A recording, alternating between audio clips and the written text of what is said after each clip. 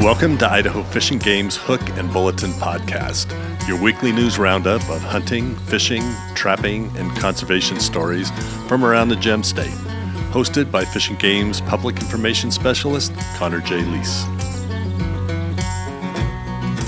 And welcome back to Idaho Fish and Game's Hook and Bulletin podcast. Lots to talk about today, including how to age fish, lots of upcoming hunter ed courses coming up, and one of the coolest wildlife biology videos you're going to see this year. But first, wildfires are a natural and historic occurrence, but that doesn't mean they don't create problems for wildlife. Here's how wildfires can affect big game herds for decades, both negatively and positively. Wildfires often burn through valuable wildlife habitat in Idaho's canyons, deserts, foothills, and mountains, and what happens next is often a question on people's minds, especially in relation to big game animals that hunters and other Idahoans cherish. The answer is often, quote-unquote, it depends, because fires and their effects can be different depending on many factors.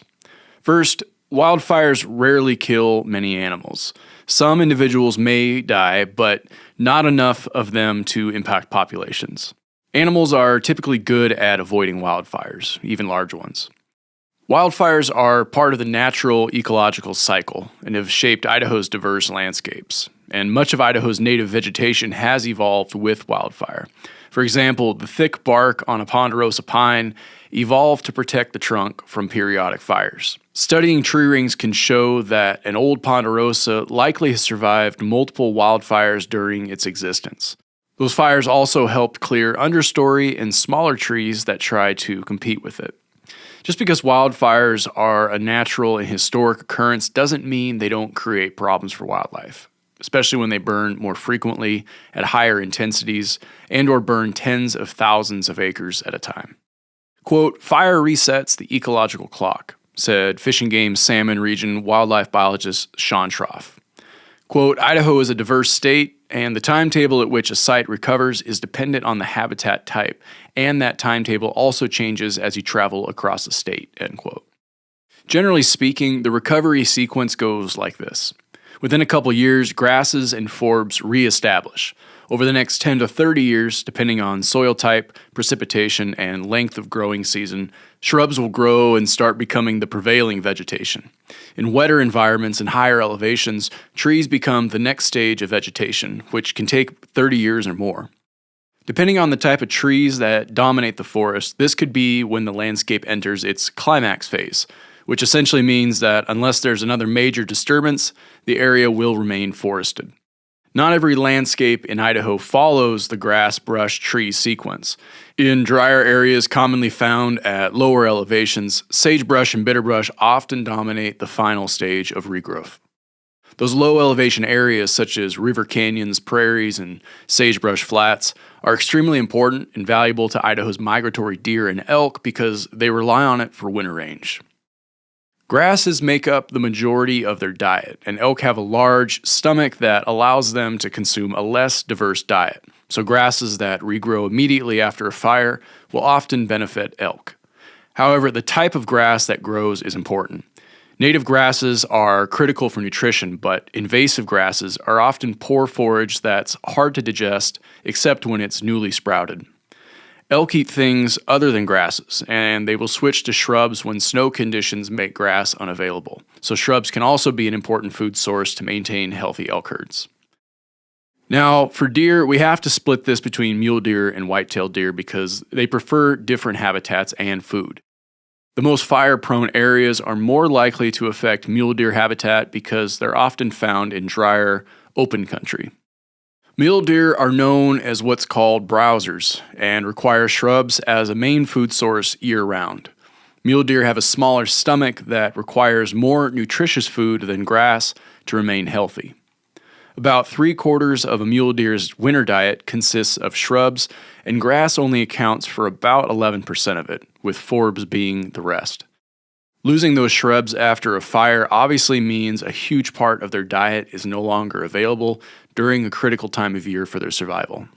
Shrubs are also slower to regrow than grass, so mule deer may struggle for 10 to 30 years after a wildfire because they need the rich forbs, brush, and other plants that are slower to regrow than grasses.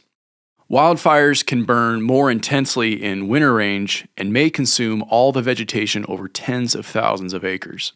Severe wildfires can burn nearly all vegetation, so there are few surviving plants left to naturally regenerate the landscape. And when that happens, Fish and Game often tries to speed up the recovery of important wildlife habitat. But to compound the challenge, much of this land often includes invasive plants, such as cheatgrass and other plants that often germinate quickly after fires and spread faster than native plants, such as bunch grasses, sagebrush, and bitterbrush. That means it can be harder to reestablish the slower growing sagebrush, bitterbrush, mahogany plant communities and sustain them for long periods before the next wave of fires burn through. Research has shown that a landscape restored with healthy native vegetation is more resilient and resistant to wildfire. So, in theory, the sooner an area can be restored to its native state, the more resistant it will be to weed infestation and future wildfires. At a minimum, Fish and Game will provide technical assistance about desired seed mixes and priority areas for wildlife. The department will also often provide additional funding, especially when private lands or state-owned lands are involved. In these circumstances, Fish and Game usually tries to ensure there are no gaps in rehabilitation efforts. For example, the Paddock Fire north of Emmett recently burned about 190,000 acres in the summer of 2024. And that is traditional winter range for about 4,500 mule deer and about 1,000 elk. The department worked with Mule Deer Foundation to plant 40,000 sagebrush, bitterbrush, and rabbitbrush seedlings on some of the most densely populated winter range. And Fish and Game crews and volunteers collected sagebrush seeds during fall that will be given to a nursery to grow into seedlings for future plantings. High elevation, wetter habitats, so think upper foothills and mountains, are summer range for mule deer and elk. Historically, these areas have relatively frequent but smaller fires that burn in patches and leave a mosaic of burned and unburned areas, which creates different stages of regrowth. All wildfires are not created equal. They can be beneficial for many species of wildlife under certain conditions. Low-intensity fires that burn in a mosaic pattern can rejuvenate forage and add diversity to the landscape that benefits a variety of wildlife. In addition, smaller, low-intensity fires are unlikely to displace large numbers of animals because there is available habitat right around the corner. If these large fires reoccur before the landscape fully recovers, it can reset the clock again, and the previous wildlife that occupied the area may not find suitable habitat for decades. Wildfires may be a natural part of Idaho's landscape, but the state also sees a significant number of fires that are human-caused, including fires ignited by escaped campfires, fireworks, cars, RVs, OHVs, chainsaws, and other sources. Wildfires can't be eliminated, but accidental fires can be greatly reduced by people being careful with fires, or things that produce flames or sparks. Remember that an accident or a short moment of carelessness can create a big problem that costs millions of dollars and could negatively affect wildlife for decades. For more on this topic, check out Roger Phillips' story on our website, link in the description. All right, for this next story, our fisheries staff discusses ways they use science to age fish. Most people know that you can count the rings of a tree to estimate its age. But did you know that you can do the same thing with fish? As fish grow, their scales grow bigger and ever-increasing layers. Scales carry a record of the fish's life in concentric rings, which are counted to estimate the fish's age. So, why do we need to know the age of a fish? Well, accurately aging fish is important because it provides valuable insights into fish populations, such as growth rates, migration patterns, and life history. This information is a key tool for our biologists to better understand and study these aspects. When anadromous fish like steelhead and Chinook salmon head out to the ocean, their growth increases, and we can also see this change. The ocean entrance is visible on the scale where the circular spacing shifts as fish grow faster. When fish growth slows, the circuli become closer together. This region of slow growth usually happens in winter due to food scarcity and lower temperatures. This region is called an annulus, and because this happens every year, it can be used to track time. Counting annually can reveal how long they have spent in freshwater and saltwater, providing insights into their migration and life history. The first step is scale preparation. Once the scales have been collected, they must be cleaned and prepared for examination. Cleaning involves removing any tissue or debris from the scale's surface. This can be done by soaking the scales in water and gently rubbing them to remove any excess biological material. After cleaning, the scales are dried and mounted on microscope slides for better visibility. Next, our biologists take a close look at the scales. After the scales are prepped, they are examined under a microscope. If you've ever gutted a fish, you know just how small these scales can get. A microscope is essential for analyzing the fine details of the scale. Microscopes with image capturing capabilities help enhance the analysis by allowing individuals to zoom in on specific scale areas and document the annuli more accurately. Lastly, it's time to count the annuli. To determine the age of the fish, individuals in the laboratory will carefully count the annuli on the scale. Each pair of annuli generally corresponds to 1 year of growth, which appear as dark and light bands on the scale. The first dark band typically marks the end of the first year of growth, the winter spent in freshwater. Successive bands mark each additional year as the fish grows and migrates. After counting the annuli, individuals can estimate the age of the fish by adding up the total number of annuli. Now, to see just what I'm talking about, hit the link below to read Emily Cates' story. It's pretty wild just how much fish scales resemble tree rings, and her story's full of really cool diagrams that break this process down. Definitely worth having a look. Okay, moving on to some upsetting bald eagle news. Fish and Game received information about a bald eagle that was shot and killed near Sandpoint up in the Panhandle region. Our staff are requesting the public to report any information they might have about the incident. The reason this crime is so serious is because bald eagles are protected under the Bald and Golden Eagle Protection Act. The eagle was believed to have been killed between December 24th and 26th near Sunnyside Road near Fisherman Island on Lake Pend Oreille. The bird was initially reported and then recovered alive. Shortly after recovery and subsequent medical examination, the eagle was euthanized. Anyone who might have seen or heard something related to this incident is encouraged to contact Conservation Officer Will Fuller at 208-954-3302 or call the Citizens Against Poaching hotline at 1-800-632-5999. Information can also be reported online. A Citizens Against Poaching monetary reward will be requested for individuals who provide credible, detailed information which significantly helps to identify persons involved and which leads to any relevant charges. Information about this incident can also be reported to the Panhandle Regional Office at 208-769-1414. And with that, it's time for the Rapid Fire Bulletin. It ain't a hunting season, but it's as important as one.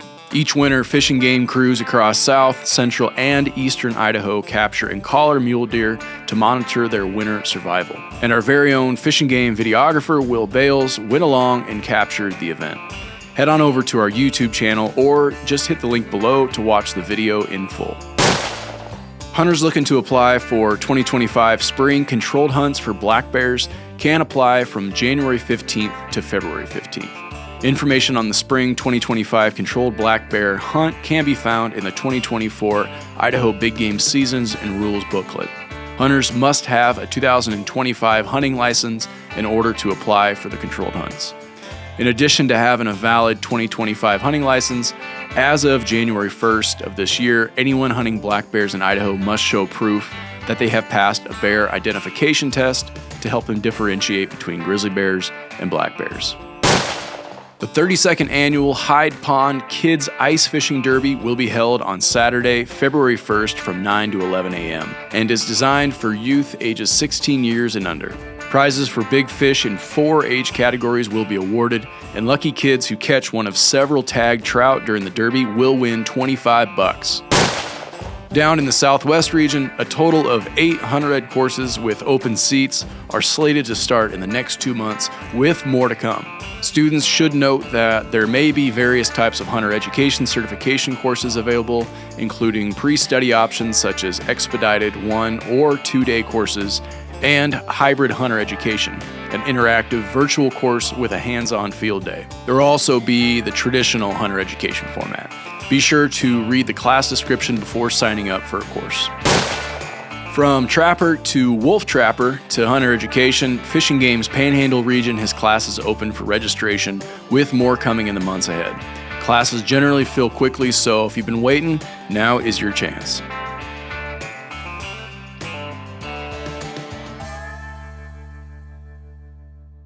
Okay, that's it for this week's stories. It's time for our question of the week.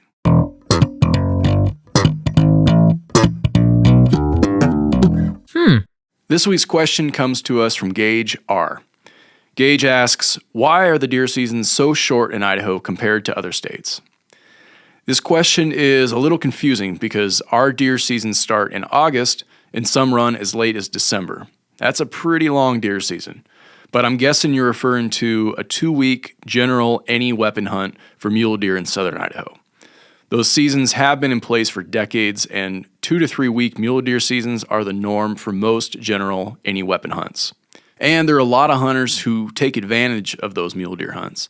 Southern Idaho is pretty open country, and it can easily lead to overharvesting with a longer season, especially if it goes into the rut. You may also consider in many southern Idaho units, there are archery seasons before the any weapon seasons, and there may be controlled hunts afterwards. Idaho provides a lot of options for all deer hunters, but you have to be willing to travel, hunt outside of October, and use different weapons. If you're willing to branch out and travel, you can hunt a lot longer than 2 weeks. Hope this helps. That's all the news we have for this week. Thanks for putting an ear to Idaho Fish and Game's Hook and Bulletin. If there's something on your mind, or if you got a question related to Fish and Game matters, feel free to drop us a line at podcast@idfg.idaho.gov. Again, that's podcast@idfg.idaho.gov. Thanks for listening, folks. We'll catch you next week.